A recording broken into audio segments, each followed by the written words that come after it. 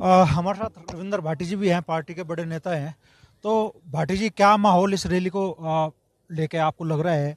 और ये चूंकि जीआईसी ग्राउंड कई सालों बाद आखिरी रैली जहाँ तक मेरे याद है यहाँ बहन जी की हुई थी 2024 के लोकसभा चुनाव में, और उनका चूंकि हेलीकॉप्टर भी यहीं उतरा था तो काफ़ी स्पेस हेलीकॉप्टर की लैंडिंग के लिए, उनके हेलीपैड के लिए यहाँ रिजर्व हो गया था।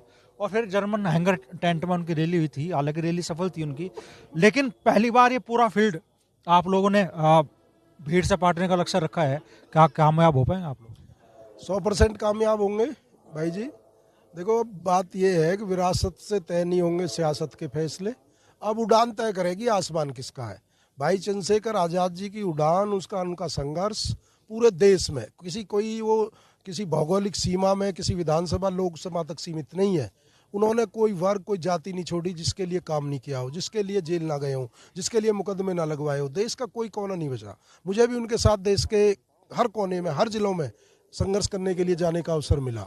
ये ग्राउंड तो बहुत छोटी चीज़ है। आप देखना, ये रैली वैसे तो कहने को तो 3 मंडलों की है, लेकिन ये कई स्टेटों पर भारी पड़ेगी। बहुत बड़ी ऐतिहासिक रैली होगी। आज चंद्रशेखर भाई का इंटरव्यू हमने किया तो उन्होंने कहा कि भाई ये समय आ गया कि इस बात का जवाब दे जनता कि भाई चंद्रशेखर भाई आज कहाँ खड़े हैं सियासत में। और वही उम्मीद उन्होंने जताई कि कल इस रैली के जरिए वो जवाब इस क्षेत्र का युवा, इस क्षेत्र के जो दबे कुचले पिछड़े वर्ग के लोग हैं वो देंगे। देखिए, पहले तो भाई चंद्रशेखर आज़ाद जी के नेतृत्व में ये रैली नहीं है, रैली के साथ एक क्रांति भी है। ये एक बदलाव है, एक आह्वान है। दलित, पिछड़ों और मुसलमानों का गठजोड़ है। गरीब, मजदूर, किसानों का, उनके मुद्दों का, उनकी समस्याओं का, उनकी समस्या एक सी है, उनका दर्द एक सा है और उनका समाधान भी एक है। और ये समाधान निकल सकता है तो राष्ट्रीय अध्यक्ष चंद्रशेखर आज़ाद जी के नेतृत्व में। जो सामंतवादी सोच है उसे भी इसी गठबंधन के द्वारा हराया जा सकता है। जो तानाशाही और हिटलरशाही सरकार केंद्र और स्टेट में है, उस सरकार को भी बालियान जी इसी प्यार से, इसी आपसी मेलजोल से, इसी गठजोड़ से तख्त से उतार के अलग फेंक दिया जाएगा। तो इस रैली में जो दिन रात एक किए हुए हैं उनमें गाजियाबाद से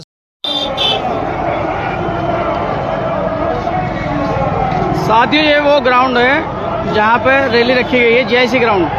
मैं लाइव के माध्यम से आपको दिखा रहा हूँ। यहाँ पर आप देख रहे हो कितनी भारी संख्या में लोग पहुँचे हुए हैं इस रैली में। और मैं लगभग इस रैली के मंच से और रैली ग्राउंड से काफ़ी दूरी पर खड़ा हूँ साथियों। आपको चारों तरफ यहाँ पर नीले झंडे ही नजर आएंगे। और ये हाईवे पर अभी भी लोगों की आना जाना लगा हुआ है, अभी भी रैली में शामिल होने के लिए। इतनी बड़ी संख्या में लोग अभी भी पहुंच रहे हैं रैली में शामिल होने के लिए। ये लाइव के माध्यम से मैं आपको दिखा रहा हूं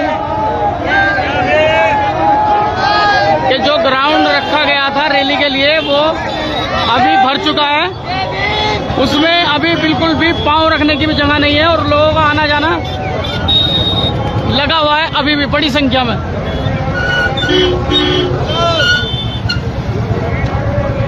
नीले झंडे लेकर और चंद्रशेखर भाई के फोटो लेकर लोग अभी भी बड़ी संख्या में सड़कों पर हैं। किसी तरह से ग्राउंड में वो पहुंच सके।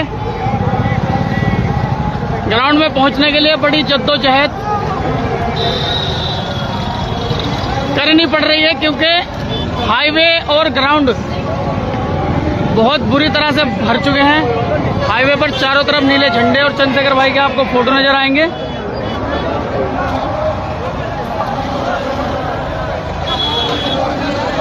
ये हाथों में नीले झंडे चंद्रशेखर भाई के फोटो लेकर कार्यकर्ता बड़ी संख्या में रैली में पहुंच रहे हैं।